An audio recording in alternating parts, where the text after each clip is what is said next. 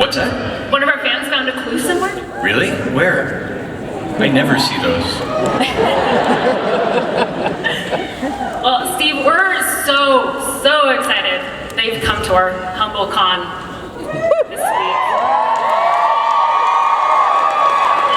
Thank you.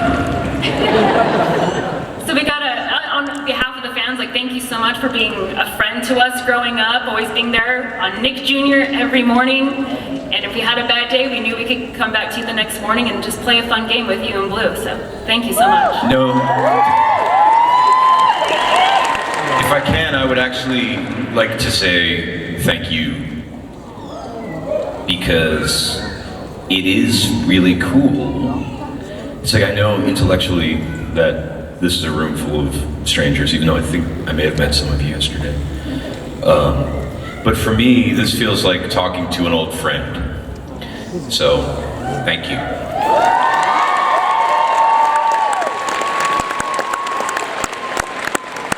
So can you tell us a little bit what happened after you went to college? What have been the highlights since you left college? You mean like what did I do after I left Blue's Clues, or? Yes. I watched a lot of Mythbusters. That's true. No, I just I went behind the scenes generally, right? Like, I've always been a voiceover guy. Like, you guys have heard me on TV a billion times and just didn't know it. Like, I'm the guy who says, Snickers satisfies. Like, yeah. I do a lot of that I've always done a lot of that kind of stuff, and I write and direct and produce for Blue's Clues, the new one, and stuff. So I've always been sort of behind the scenes as far as it relates to television. But I was a musician for a while. Kind of more like a songwriter. I don't really play, but I can kind of write songs. Have you ever seen that show, Young Sheldon? I wrote the theme song to that show. So, and I'm singing it too. That's me singing. So yeah. So I've always done other things, just not Blue's Clues things. Oh, love it. And we actually have a ton of other fans that are lined up to ask you some questions. Our first one is right in front of you, though. Oh, yo, let's go. There you go. Hi, I'm What's your name? Hi, I'm Santana. Santana Steve. Nice to meet you. Nice to meet you. What is your most embarrassing memory on set of Blue's Clues? I can't tell you. But I'll tell you. You guys remember the song about the planets? Well, I was suspended in midair, like in a harness on a blue screen, right? Because I was singing to the sun, right, in outer space. And we're like doing the song, and we got to a point in the song where I had to look into the camera and say, "And Uranus spins on its side." And we were all like adults, right? But I couldn't do it. I couldn't do it. And I was like, and the amount of time it took me to get that out was embarrassing because I became 12 years old.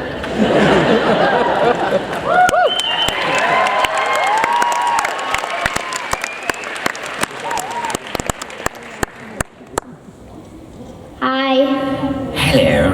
What's your name? my name's Olivia. It's nice to meet you. What was the weirdest question you've been asked? This one. Oh man, I don't know. People ask really weird questions. Do people ask you if you actually died in a car accident after Blue's Yeah, Clues? that's not a weird question.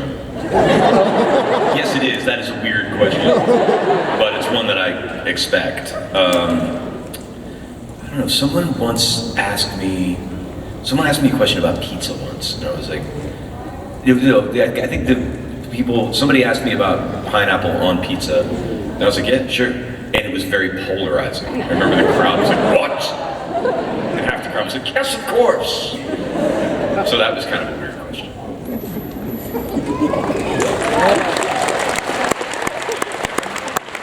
Okay, hi, my name is Avery, and what made you decide to quit acting as a career? To quit acting as a career? Yeah. I didn't really quit acting as a career. I just didn't really focus on it so much. You know, I mean, the real answer is I was in every take of every shot every day on a blue screen on Blue's Clues, and it took a lot of energy, and it took a lot of. I had to manufacture all this wonder and all this joy, like every day. And when I was done, I was like kind of tired, to be honest. I was like, whatever that place is, it was just like that needed a break for a while. You know what I mean? And but I also don't really see a big difference between something like acting and something like music. I think it all comes from the same spot, and you just kind of push it through a different lens. You know what I mean?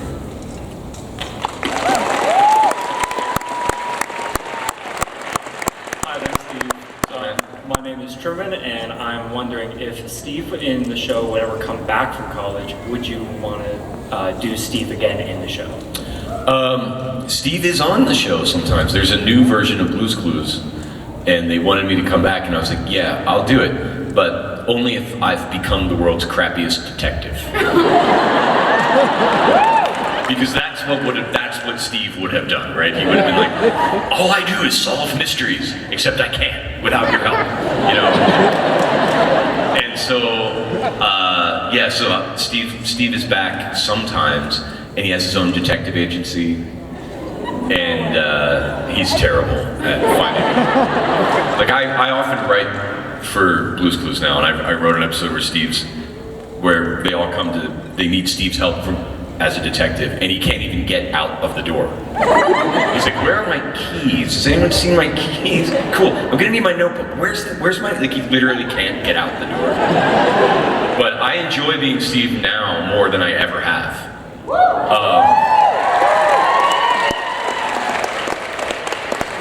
I think because I don't have any pressure, like there's no pressure, like Josh has to do all the hard work, I just kind of show up and I'm like... But there's a Blue's Clues movie coming out next month, I guess. And I'm in that as a terrible detective. Hi. Yes, hello. Hi, I'm Judith, and I was wondering, other than Blue, who would your favorite character be out of all the animated ones? Mr. Salt. Mr. Salt. I mean, it goes Mr. Salt, and then and then everyone's way second. Because I loved the dude who played Mr. Salt. The dude who played Mr. Salt like wrote a lot of the music, and we just got along, and he was so funny, and all of his outtakes from Mr. Salt were so funny. He always made Mr. Salt like this French existentialist, like who might have been smoking a cigarette in the back, like, what is life? What are clues anyway? What are we all doing here? You know, and so I just adored every scene I had with Mr. Salt. And he was also really one of the only adults on the show. You know, so he was kind of, I don't know, I love Mr. Salt. Thanks for your question. Hi, I'm Caitlin. Hi.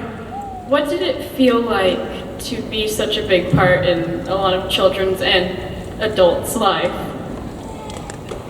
That's an awesome question. Do you want the real answer? Yes. It's honestly difficult to feel it. It's difficult to get my arms around that. You know, Blue's Clues for me always felt like a very small and personal experience, because my job was to talk to you specifically, right? And there was no actors. I didn't even really have props except the chair and the notebook. I was just on a blue screen with a camera in the room. So it felt tiny to me. I think it's one of the reasons why it worked, honestly. Because it just felt like a very personal one-on-one relationship with me and the camera. You know? And I knew sort of intellectually that it was having an impact and that it was reaching people, but it wasn't until that viral video last year that I was like, whoa.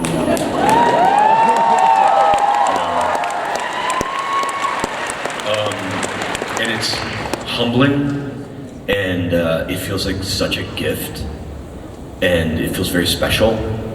And I wish, my big wish is that I could have really kind of embraced that or understood it while it was happening, So it's hard. It's hard when someone says, hey, you were a huge part of my childhood. I'm like, really? Like, I hope that's good. It's just very humbling. It's very humbling, and it makes me cry a lot. No. But thank you for your question. And I mean, that's what you're doing through TikTok now for us adults that are on. If you guys aren't following Steve on TikTok, do it. It's very therapeutic. But what came about starting what you're doing on TikTok, just being an active listener instead of a... Yeah. When we did that little viral thing, by the way, that was just kind of an improv. I didn't even write that. I was like, hey, roll, I have an idea. It's like, I want to talk to I want to continue the conversation with the same people from when they were 5 to now, and I just kind of improv that. But it cut through in such a way that I was thinking, well, maybe what that was a respectful conversation, a meaningful and respectful conversation where I think people felt kind of seen and heard, and I think that's a missing thing online. I think respectful conversation is missing online, and especially now. So I just thought, well, what if there was a TikTok where it's really just about you? What if it really is just modeling this concept of really meaningfully and compassionately listening to someone else, as opposed to presenting yourself going, like, what if there was a way to kind of share? That's all. I don't know if that made sense, but that's all.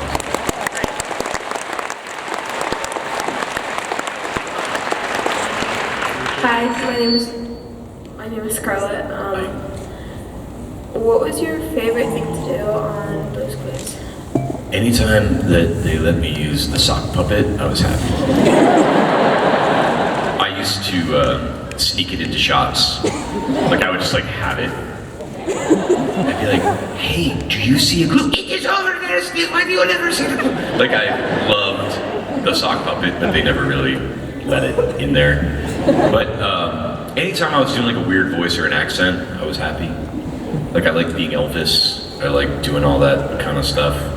Anytime I got to be a character, anytime I got to be Steve being a character was my favorite. Hi, I am Brian. Hi, you're Spider-Man, I know. I thought it was Peter Parker, not Brian. Thrown off. So I really appreciate your superheroing. It's very local. It's like a local level. Oh, thanks. So I've actually got a question. So whenever you're with the other Blue's Clues hosts, do you feel like a variant of Steve? No. We're all actually really good friends. That's real. Especially Joe and I, Donovan and I are I just saw him the other day. We're actually really tight. Donovan and I are trouble. We always were, because we were just immediately great friends. And so, when we were shooting the Blue's Clues movie, Josh had all the hard stuff. Donovan and I were just getting into trouble, goofing off the whole time. So, we don't fall into character. But of all of us, the one who's most like their character is Josh. Josh is that nice and that cool. He is the nicest, coolest of all of us. I'm just the oldest and baldest. Did you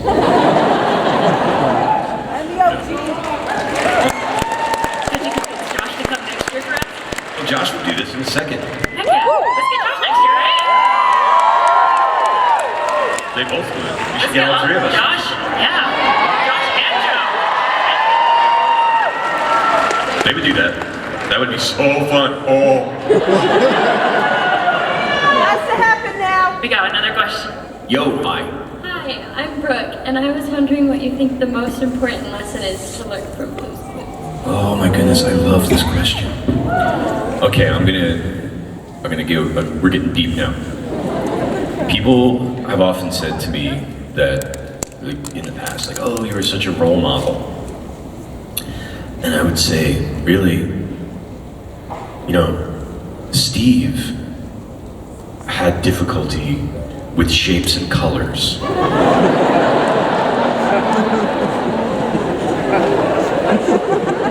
Like, without your help, Steve would still be trying to decide which of these snacks is a graham cracker.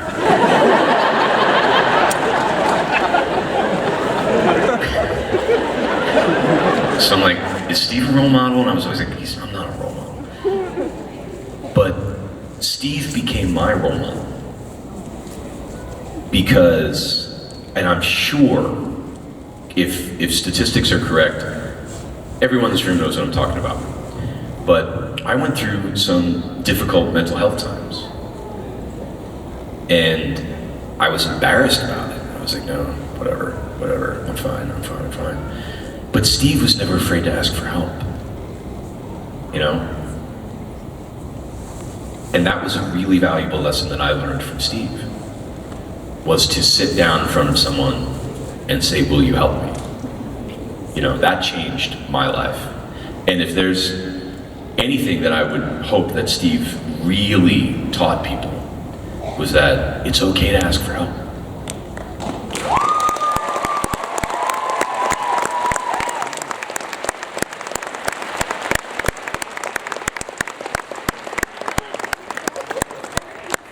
Go ahead. Hi, I'm Trinity, and I would like to know what your favorite episode was. People ask me this a lot, Trinity, and I don't know that I have a favorite episode, but I have favorite parts. You know, when I look back, on the show, I remember like the third episode we ever did. I was just like 21 years old. I was just a kid, and I was being the big bad wolf, and I had ears on. I was like, I'm a big bad wolf. And I just remember thinking, this is fun. Like, this is ridiculous and so much fun. And it's weird that that's a memory that I have, but that kind of became a core memory for me. And I loved when I was doing the flying stuff, like when I was singing about your sideways planet. Like that was a good moment. And there was an episode where my grandma was there, and that was really sweet. I did an episode with Marley Matlin, who is an Academy Award winner. That was big. And then any moment where I am acting with Joe or Josh are my favorites. But I can't pick a favorite episode on that one. You know, they all seem the same in my mind. It's all one long episode.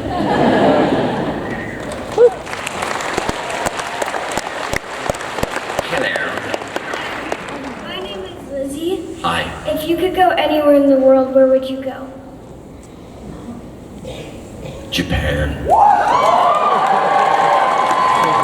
I've been to a lot of places in the world. I've been to every continent in the world except Africa. I've been to Antarctica.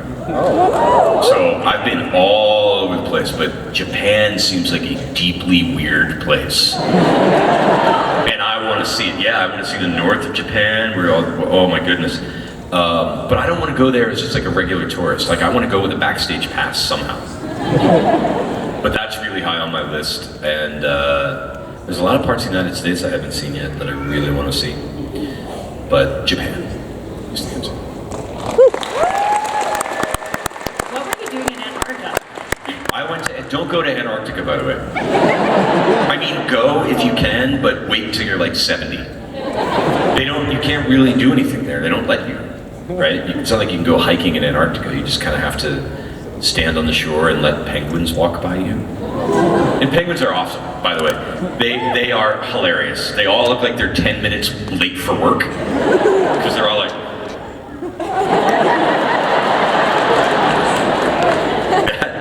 and you're not allowed to touch them or get within like 4 feet of them, so they're not afraid of people. But you can see all the penguins you need to see in like 7 hours. Then there's who knew that there was a thing as penguin fatigue? But there is.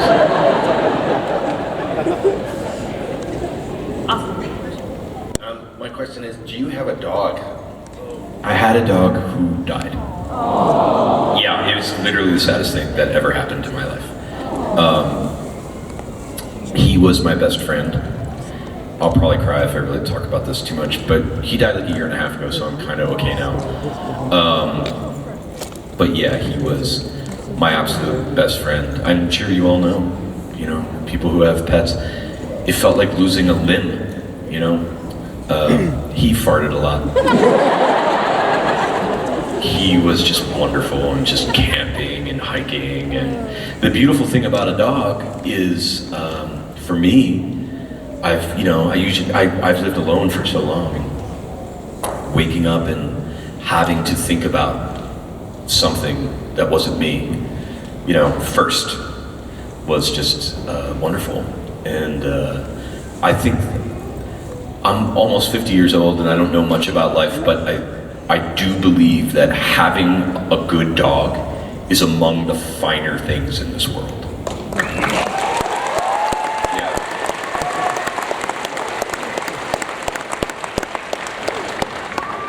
Hello. I'm Mom, and Hi, Mom. this is Natalie. I like your sweater. Yeah, thanks. You have a personal connection to the charity that you said you're donating to? There's two. Okay, the developmental delayed adults? Yeah, Yeah. when I was in high school, I worked for that charity. And they're very local. It's a very local charity in Pennsylvania, and they're terribly underfunded. So something like this can make a huge difference Yeah, to thank them. you. And sure, and the woman who runs Helping Hands is a dear friend of our family. She's an actual angel on this earth, And if I can help Laura out, I will. Thank you. So no, thank you. Okay. Yeah.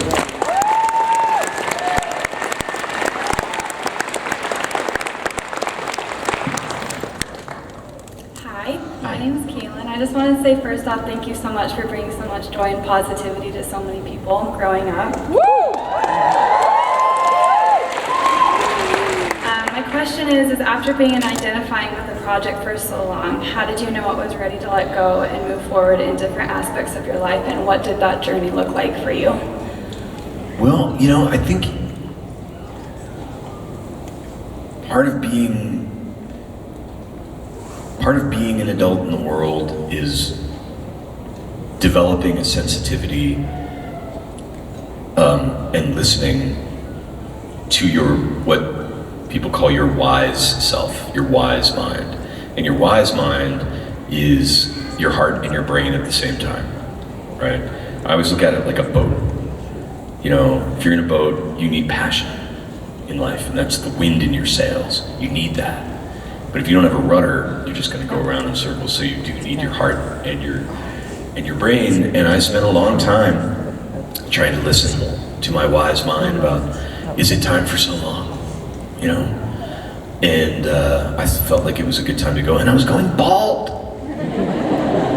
And they're like, they wouldn't let me go bald. They were going to put a wig on me. I'm like, no, I'm not doing that. So it just felt like the right time to go. I never regretted it. I felt like, I wanted to always do my best for that show, like always. And I know that it felt like I just kind of up and left, but I was so involved I've always been so involved with the show, even when I wasn't on it, that for me, it didn't really feel like I went anywhere, you know what I mean? So I hope that answers your question.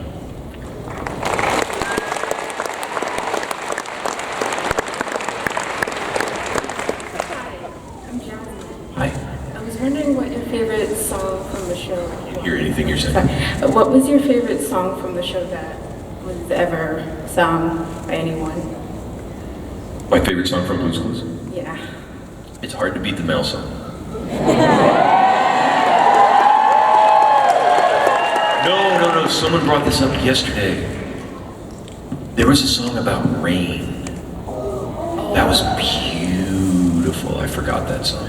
The guy who played Mailbox wrote most of those songs. and is such a talented songwriter. But there was a song about rain that was just beautiful, about listening to rain. The Planet song is probably my favorite song.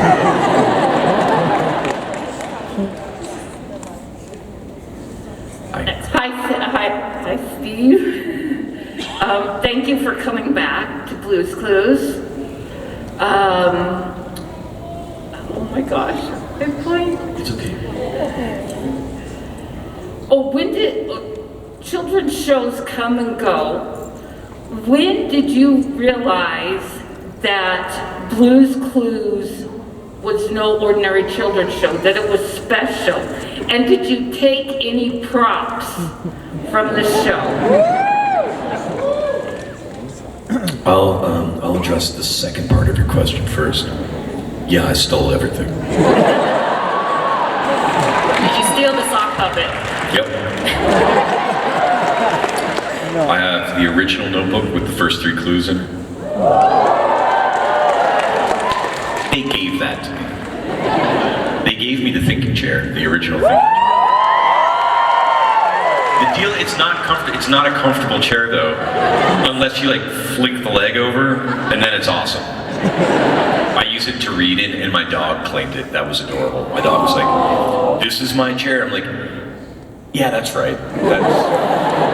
That's right." So he basically destroyed it, but I have that, and they didn't give me any shirts, so I just took. When did I realize how big that the show was? I didn't think the show was gonna work, right? When we were doing the pilot, I was like, this is too weird. I knew how brilliant it was. The woman who created that show, Angela Santamero, she has made some of the finest continues to make some of the finest children's television there is. She is a brilliant human being, and it was so deliberately and carefully crafted to be as educational as it possibly could be. And she made me really aware of her process and what it is she was trying to do. Blue's Clues was an educational show that I happened to be on. I was an educator, right? That's the way I saw my job. I was making a curriculum compelling. That's the way I saw my job. But I thought it was too good. You know, I thought her idea was too smart. It's like, there's no way that's gonna work. They're not gonna talk to the TV. You know? But I guess, I don't know. I mean, now I understand that it's an evergreen show. Like, I talked to people all day yesterday, it was like, I watched it with my children and now my grandchildren. I'm like, what are you talking about? You know, so, yeah, I guess like it really hit me during the current reboot. I was like, man, there's only a handful of these in the world, you know, that have lasted this long. I guess. I just rambled and didn't answer your question, I'm sorry.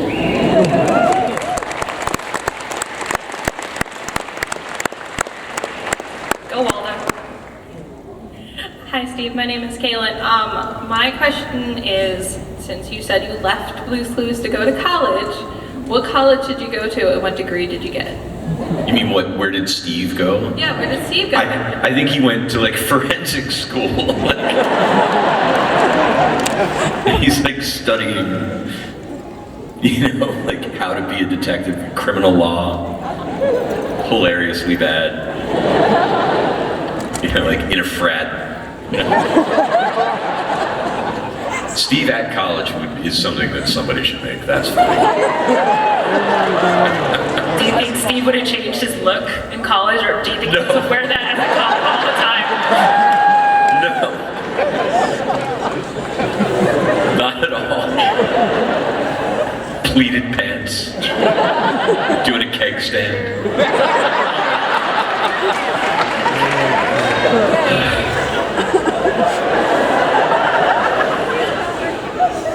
Next question before we die laughing.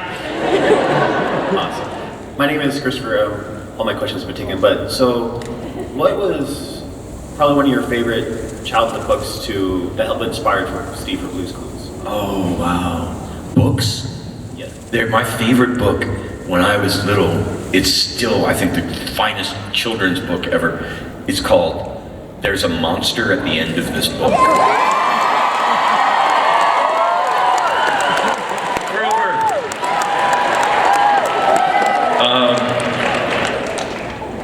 And it's an interactive book, right? He's talking to you the whole time, begging you not to turn the page.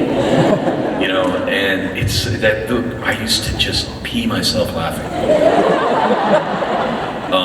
I was a Grover fan. Like, Grover was my favorite thing on kids' TV. I based Blue's Clues on Grover, right? Steve from Blue's Clues is two things. It's Grover, which is the near-far thing, which is why I was always running to camera, and then running away, and then always running to camera. That's Grover. And the end of Ferris Bueller's Day Off. Remember that when he comes out and he's like, "You're still here? It's over. Go." The way he talked to the camera, it was like, "I'll do that plus Grover. Let's go."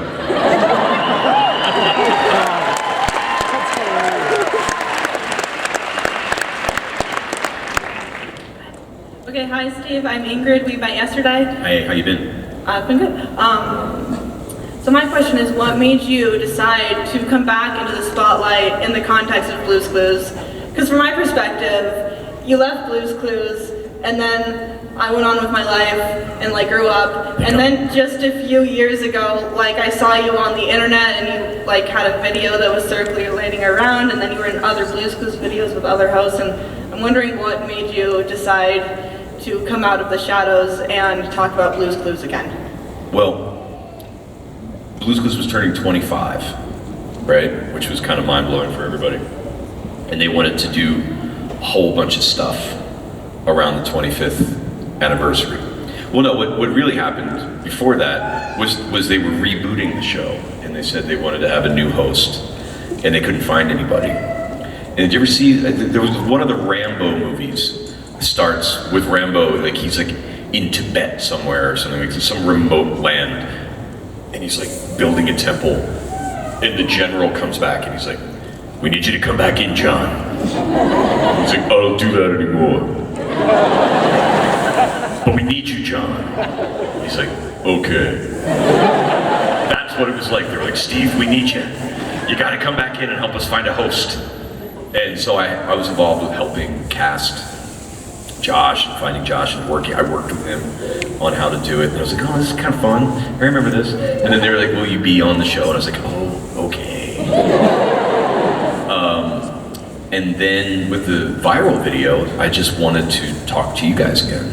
So I was like, I have an idea. Can I do a video, we'll post it on social media, and we'll kick him into childhood, you know?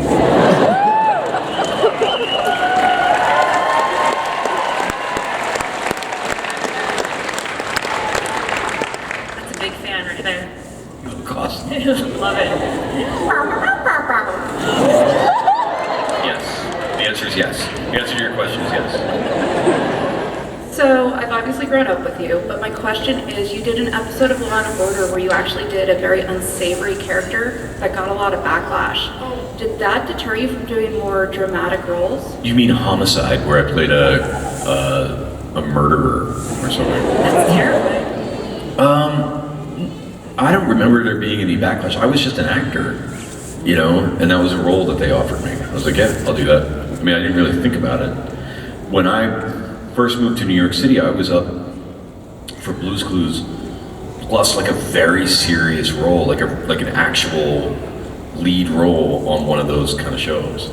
So like, it was either going to be gritty, intense actor guy, or happy jackass boy. You know what I mean?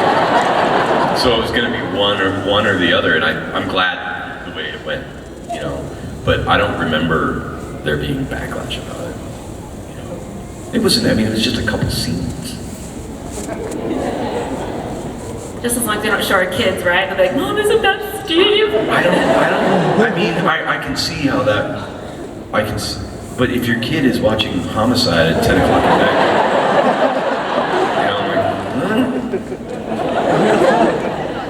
I wasn't wearing the shirt. really kill anybody in real life.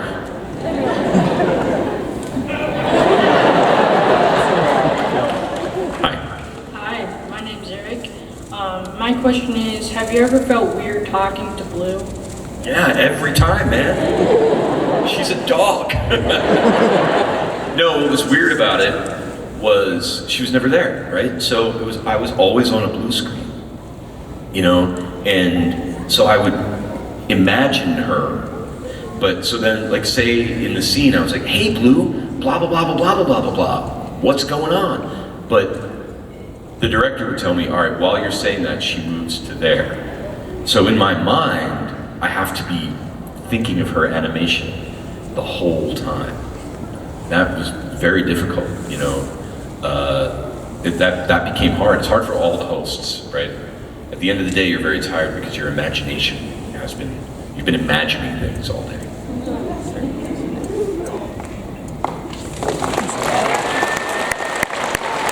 Hi, my name is Christy Kuhn, and I would like to ask a question though. Is Blue's Clues supposed to be an educational kids show or a detective kids show? Yes. Because one clue just adds one after another, leads one after another, and once like all three clues are solved, the whole show just, you know, reveals itself out of something really, really good, like a birthday party for Mr. Salt, Mr. Pepper, or maybe Paprika. Exactly, yeah. Yeah. I mean, the concept is that there's the puzzle of Blue's Clues was the device we used to be educational. So it was both of those things. Thank you. Hello, Steve. It is your very old pal Grover here. That was really good, man. Thank you. Hi, my name is Joel. First off, a show of gratitude. Thanks, Steve. And my question to you is this. How did you come across or get involved with Blue's Clues? How did you get the job? Oh, it's a weird story. I thought it was a voiceover audition. Like, I thought I was auditioning to be the voice of a cartoon. Like I said, I moved to New York to be a gritty, pretentious actor. I did. I wanted to be Al Pacino real bad. And that's kind of what I was getting work doing. You know, I was like this intense, really intense actor. And I don't know that I would have even auditioned for it if I knew it was to be on the kid show. I just thought it was for a voice. Because I had never, in my life, it never occurred to me to be on children's television. It wasn't a passion of mine. It wasn't like something I always intended to do. I never even crossed my mind. And so when I went to the audition, there was a camera in the room. And I was like, oh, I better do stuff, you know? And the show, I looked at the pilot script pretty recently. The show was written much more like a game show, much more like a host of a game show, right? Where he's like, which one is the triangle?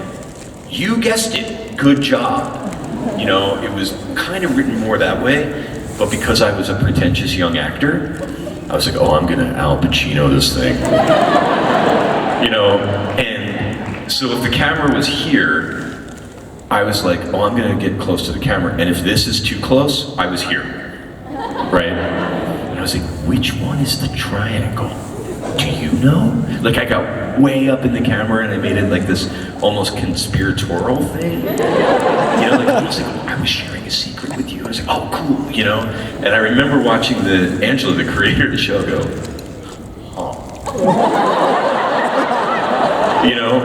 And so they kept calling me back for that role, but I had earrings and long hair, and I was like a skate punk. And I remember they called me, Tracy, the woman who plays Blue and who drew everything, she called me one night, she's like, hey man, we love what you're doing. Do you own a clean shirt?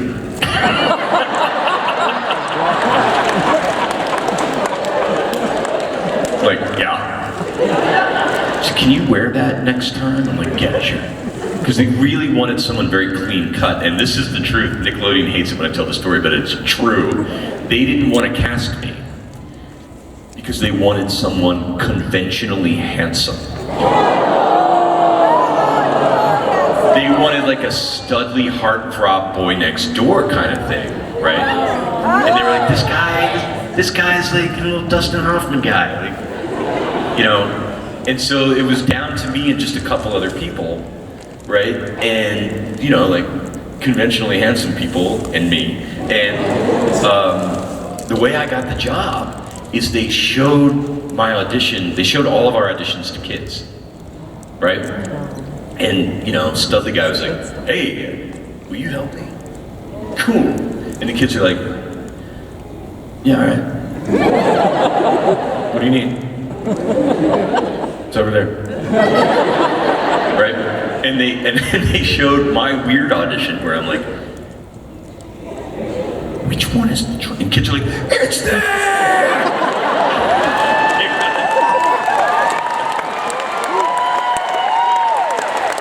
There's videotape of this. Kids are like touching the screen and like running around and jumping around. So you guys got me the job.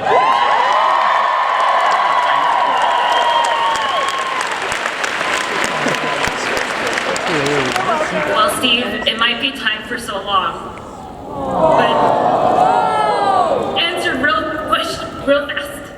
Hi, my name is Pearl. I know, how have you been? I'm good, how are you? You made me cry like crazy yesterday. Don't do it again. So, setting blue aside for just a second. I can't hear you. Setting blue aside for just a second. Yeah. What's your favorite thing to do, like on and off day? Oh, I live in, thank you for this question. I live up in the woods in New York State. I literally live in an off-grid house, like in the woods. And I like to just walk around in the silence. I know that sounds cliche or whatever, but that's like my favorite thing to do. I wake up really early and I walk around and I just listen. And it's very, very, very peaceful. But having like a house like that, and there's an infinity amount of things to do, you know, chopping wood and doing all that garbage that you can imagine. But it's all a pleasure and it's all joy. So I love interacting with nature is my favorite. Yeah, thank you for that.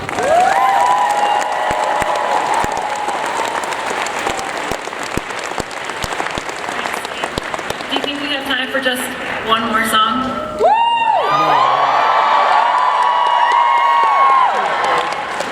Will you guys help me sing this song? You will? Great.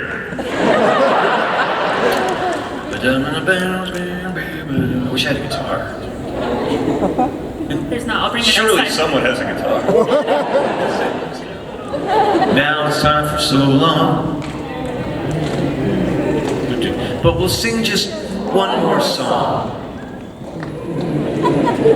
Thanks for doing your part. You sure are smart. You know, with me and you and my dog Blue, we can do anything I wanna do. Within the laws of physics and thermodynamics. Yes. Thank you guys so much.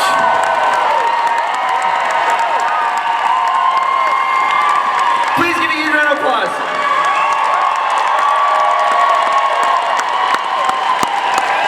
Hey guys, can you all stand up? We're gonna take a crowd shot to show how much we love Blues Clues here in Salt Lake City. All right, you guys ready? On the count of 3, get those flashlights out. Flashlights out, ready? 1, 2, 3.